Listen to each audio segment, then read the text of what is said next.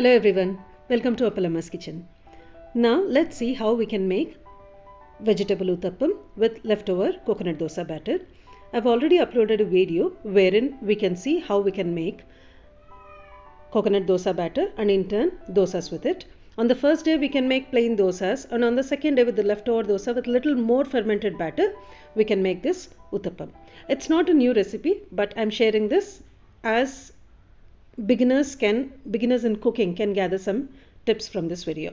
See, this is the batter of the second day. Yesterday I made plain dosas and today I'm planning to make this Uttappam, vegetable Uttappam, for which this is the fermented batter. Add a cup of fresh peas, a small cup of fresh peas, approximately 100 grams, a fistful of fresh coriander finely chopped, a medium-sized onion and medium-sized tomato finely chopped, half a spoon of cumin seeds, quarter spoon of baking soda so that the Uttappam would bloat up, and little salt, half a spoon of salt to complement these vegetables, because the batter is already salted, but we have to add little salt sufficient for these vegetables. See, we can see the fluffy batter. Let the consistency be like this. Let it not be running because there are a lot of vegetables in this.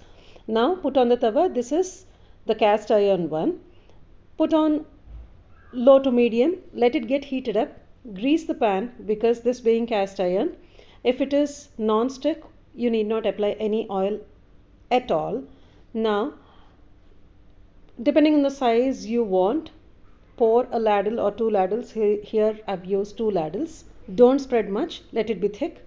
Drizzle oil. Cover it on medium flame for 2 to 3 minutes. Let the edges become brown. Then flip. See, now we can see all the bubbles.